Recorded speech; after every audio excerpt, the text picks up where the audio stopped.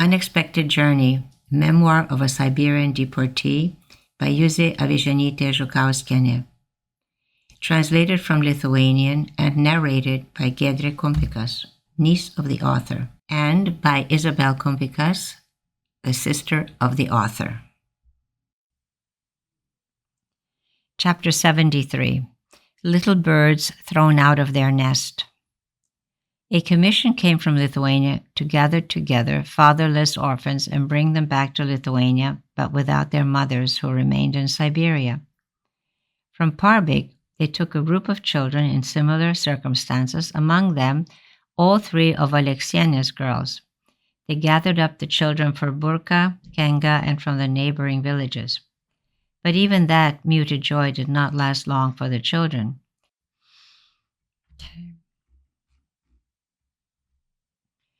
Between the years 1947 and 1952, a storm of new deportations arose, and many of the children who had been returned to Lithuania were grabbed up again as they stood and were brought back to Siberia via the prisons. In this way, the Aleksaitis came back, and Zukauskiene's children, Birutė and Jonukas.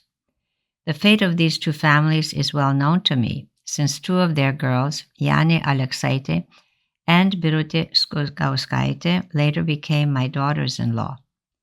I already mentioned that our family lived well. That means we did not suffer from hunger or cold, but we were stifling from moral violence and the longing for our country. To cheer us up, I made parties. During holidays, our own, Easter and Christmas, and Soviet ones, the October Revolution, May Day, Constitution Day, the young Lithuanian people would come over. They would all flock together from Parbig. It was warm and cozy in our house, and we had an oil lamp by this time. In exchange for rabbit skins given for tanning, we were allowed to shop. That is, we were allowed to buy a certain amount of white flour, sugar, and oil. In this way, I was able to bake some cookies, to make some braga, a drink similar to Lithuanian gira, only fermented longer and with hops. I also baked some potato kugel, prepared mushrooms, steamed beets, and most importantly, I baked a large quantity of rabbit meat in the bread oven. All the guests ate their fill and danced. Juozukas and Stasys played the guitar while I was most enchanted by Lithuanian songs.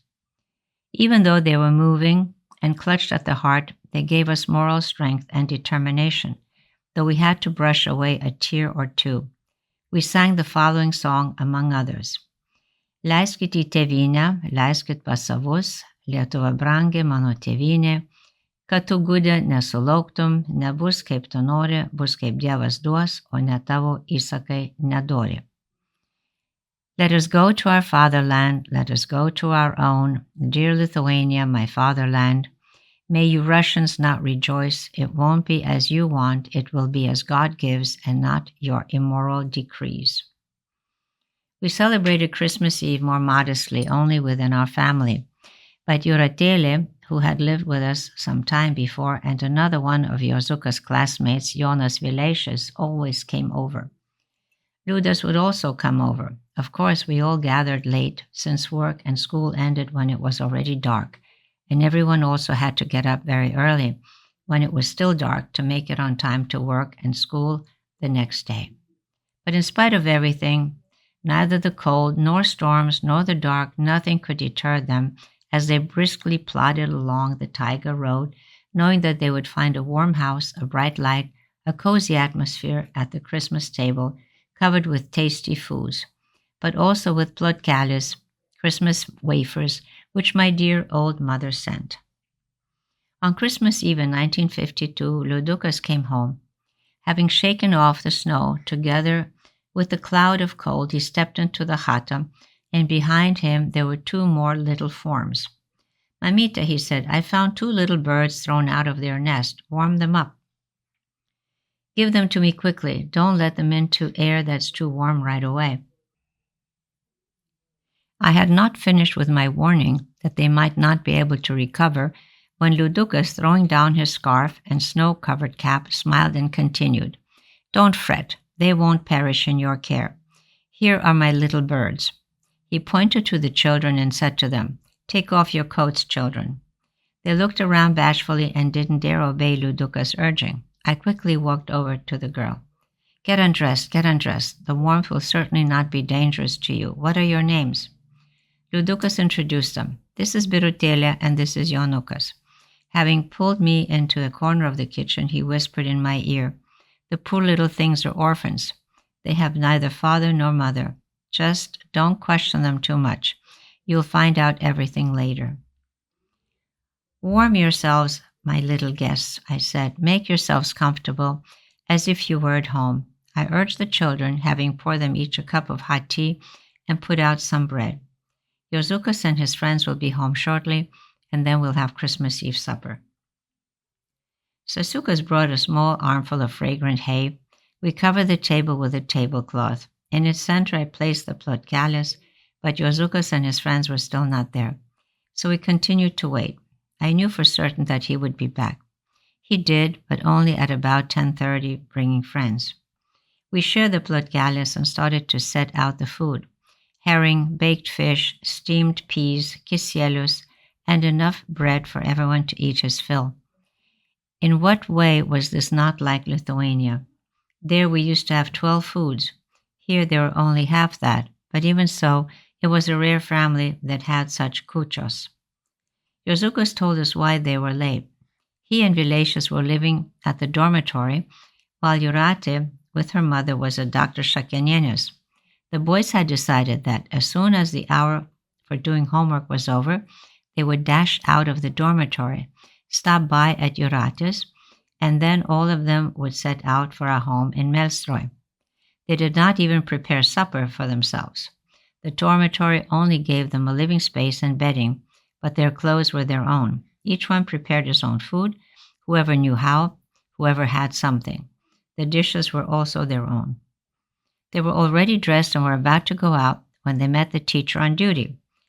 "Where are you off to? Get undressed immediately and go to bed." He ordered them and waited a good hour until everyone was asleep. Some fell asleep, some just pretended, but the light was put out. It was quiet. Jozukas and his friend quietly slipped out and quickly stopped by at Jūratės. Nobody stopped them this time, and ignoring the -40 degrees Celsius cold, they came puffing to our house in Melstroj. And so the whole large family of us sat at the kūčios table. 3 of our sons, 2 boys and 2 girls of other mothers. My children at least knew that their father was alive and where he was, while the other 4 didn't have any idea what the fate of their parents was. Jonukas, Vilešius, and Jūratėlė at least had a mother, but Birutėlė and Jonukas Kukauskai, having been brought a second time to the unfriendly Siberian land, did not even find their mother. Truly, they were naked, wingless little birds. They had been thrown out of their nest. Sad stories from Siberia, and not only from Siberia, were not lacking in our lifetime. But the tragedy of these 2 children I wish to relate separately. They lived with their mother in Burka. It was a settlement in the region of Parbek, deeply shoved into the taiga, about 60 kilometers distant from the center. In 1947, when the commission that had come from Lithuania was gathering orphan children together and transporting them to Lithuania, Jonukas and Birutėlė had somehow not been included in their number. A mother is always a mother. Zukauskiene had a sister in Lithuania, a very good and caring woman. She was constantly sending packages and money to Siberia. The property of the Zukauskienės family was in her charge. Whatever she could manage to save, she did. Now she was supporting her sister's family. And so Zukauskiene, having come to the regional center, made an arrangement with some pilots. In those days, twice a week, small mail planes would fly in from Tomsk. She gave them 1,000 rubles, and they promised to deliver the children secretly to Tomsk. The mother prepared some food for the journey. She sewed some money into the pocket of their clothing and sent her children off to Lithuania. Jonukas and Birutėlė reached Tomsk without any hindrance. But to get a train ticket from there was not so simple. Documents were checked carefully and strictly. Who was traveling, from where, to where, and why? There were many traveling. The train to Moscow only went every 2 days. The children did not get tickets that day. They were tired already. By the time they reached Tomsk, they were falling asleep. But they couldn't sleep on a bench in the station or on the floor. It was not allowed, and they might be robbed, even though their wealth was not great. But they remained sitting there, hugging their little bundles. They lasted 1 day and 1 night. When they went for tickets the second day, there still weren't any. The little sister began to cry, and the little brother, a man is still a man, was more resolute. Having restuffed the bundles for Birute, and having ordered her sternly not to doze off and to be alert, he set out to the city to look for a hotel so that they could sleep and rest. But the city was unfamiliar, and there was no hotel nearby. The child walked and looked about. There were many passers-by, but no one could say exactly where there was some little hotel. Finally, Jonukas met a woman who, having seen the boy looking and standing around, asked him what he was looking for. "A hotel," he answered. The woman is surprised. "What do you need a hotel for?" she asked. "We are going to Riga, but it's already 2 days and we haven't been able to get tickets. We need to rest." "Why didn't the older ones go to look for a hotel and not send you?" "Because there are no older ones. I'm the older one. My sister is even younger." The woman raised her arms in surprise and asked why they, minors, were setting out on such a journey. She asked from where and how they had come to Tomsk. Jonukas told her everything. The woman turned out to be a railroad worker. She brought Jonukas back to the station and told him to wait. The children waited worriedly. What would happen next? But the woman came back soon, took the children to the children's room in the station, showed them a bed, and having taken their things, locked them up in a closet and told them to sleep peacefully. "When it's possible, I'll get you tickets. Sleep." The next day she brought the tickets, gave them back their things, and having taken them to the railway car, entrusted them to the care of the conductor. In such a way, they arrived in Moscow, and there the conductor put them on a trolley bus, which went to the railroad station for Riga. Here the way was not difficult for the children. They did not have to change trains until Riga, and they already knew Riga somewhat. It was their luck that they happened upon a woman who was also going to Birže, and from there Nemunėlio Radviliškis was not far. Here was their parents' home. Here their aunt awaited them. Their mother, having remained in Siberia, could not stand the longing, especially since the children took so long to make the trip, and she had had no news of them. Only after a month did she receive a bit of news from her sister. The mother decided to run away. She made an agreement with another woman. She obtained a permit from the local administration to go to the regional center. She arrived in Parby. Again, 1,000 rubles. Again, she made an agreement with the pilots. They told her to come straight to the airport when it was dark. There they met her and shoved her into the mail section in the baggage hold, and when it was light they left. And so then she was in the dreamland of Tomsk. Zukauskiene went to buy a ticket boldly, since she still had a passport with her maiden name. The cashier looked her over suspiciously, flipped through the passport. In it were only old Lithuanian registration stamps. "Why are you in Tomsk and your passport is not registered?" he asked. "I came here to visit relatives," she answered. "What's their address?" What could she answer? How could she justify herself? The cashier took the passport and went to the militia to ask for an explanation. Of course, the passport was not returned. She was arrested. Her co-traveler, Paulauskiene, having been seized as well, put all the blame on Zukauskiene. She's not Brazauskaitė, but rather Zukauskiene from the Parbig region, the Burka settlement. I would never have run, but she talked me into it. The denouncer, as an atoning person who had only been lured by Zukauskiene, was brought back in stages through the prisons, but Zukauskiene was locked up in prison, where she died. Her sister and children found out about it much later. The aunt, not receiving any news, was still caring for the children, sent them to school. Birute to elementary school, Jonukas to the technical school in Vilnius. They would sometimes go back to their aunt's to pick up some food and money. She would give them Tsarist 5-ruble gold pieces, which he would sell to speculators and on that they lived. Besides, at their aunt's house, many of their father's banknotes were left from the days when he had been a student at the Riga Conservatory. These also Jonukas was selling to the conservatory school. In this way, with these poor means, the children were surviving and studying, but they did not succeed in completing their studies. One fine day, they were summoned to the militia. "Where does your mother live?" asked the interrogator. "Tomsk district, Parbig region, Burka settlement," answered Jonukas, since he knew no other address.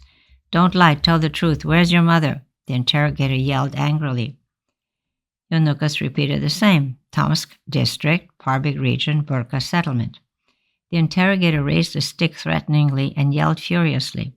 Birute began to cry, but even through her tears, she said the same thing as her brother. Jonukas, even though he was frightened, still repeated the same. The interrogator was Russian and ordered the children to be taken out and locked up in a cell. The next day they were interrogated by a Lithuanian. Jonukas complained that the man had wanted to hit them and had threatened them with punishment. The Lithuanian interrogator became angry at how the other one had dared behave in such a manner with minors and promised to do everything he could to have them released. But the power was on the Russian side. The children were sent once again, forced back to Siberia, this time by stages through the prisons. Na sojedinenie семьи, to rejoin the family. For such was the decision of the closed court. And so after a journey of 1.5 months, as part of a convoy, the children again found themselves in Parbig. With that same echelon, more of those children who had returned to Lithuania before were now brought back again to Siberia. Children whose mothers had remained there and whose fathers had died in the camps. Always officially for the uniting of families. Was this humane? On the journey, the Zukauskiene children became friends with another boy from Parbig, the son of a woman agronomist who was working in a Parbig market garden. They were brought to Parbig after nightfall. The little Jurgaitis boy invited them to his place, but the mother refused to take them in. She was probably afraid that the children would remain not just the one night, but forever. She only had a little corner separated within her landlord's chata. And so these two little birds thrown out of their nest wound up in the dark, cold Siberian night. Where to go? They were free. There was no room in prison. They went back to the commandant's office. There it was light and warm. The commandant, Romashkov, was a humane man. He looked at the children with sympathy. He knew that their mother was not under his command. What her fate was, he did not know. She had been crossed off the commandant's office list. "It's all right, children. We'll think of something." He sent for the militiaman. He brought 2 large Siberian fur coats. "Children, tonight you'll sleep in my office. Only don't touch anything. And tomorrow we'll find an abode. Sleep on the fur coats. It's soft and warm. Utro вечера мудрее. The morning is wiser than the evening. Sleep peacefully." The commandant consoled the children and went out. In the morning they were taken to the barracks in which Armenians recently brought from the Caucasus had been settled. They looked at them askance and mumbled, "The space is very tight as is, and here they squeeze in these children. But you can't blow against the wind. The administration gives orders and you have to obey." They are giving jobs in the manufacturing enterprise to Lithuanians who had gotten away from the collective farms and begun a career. The Armenians were thinking about people like my husband, my son Ludas, Dr. Shakeniene, and many others. So there, Jonukas and Birute were provided with lodging and with a job of going to the taiga to prepare firewood and with some privileges. They didn't have to go far, only 3 to 4 kilometers. The forest had been thinned out. It had been many years since anyone had cut there. The norm for miners is only 2 cubic meters. They get 500 grams of bread each. The only other food was whatever they managed to get somehow and prepare themselves. The bread freezes like a rock in the forest. Birute wanted to make a small bonfire to warm up the bread and to heat some water from melted snow in a can she had found. Jonukas protested, "If we start making a bonfire, melting snow When will we finish our norm? And that norm is no joke. It is easy to say 2 cubic meters, but to do it? Cut down the trees, cut off the branches, cut up the trunks into pieces 1/2 meter each, chop them up, load them into piles, and then pile the branches into heaps. Such work is not for youngsters. But Siberia, Siberia, it is a cruel country, and a deportee is a deportee. No one pities him. And for what is this hardship? For what are these tortures? Only because their mother was a teacher and their father was an officer. They were decent people. Who will list all the injustices, all the injuries which man does to man? What is the purpose? Who will answer for it? But nothing is forever. Whoever kills others sooner or later perishes himself. Notes. Giedre, bread cider.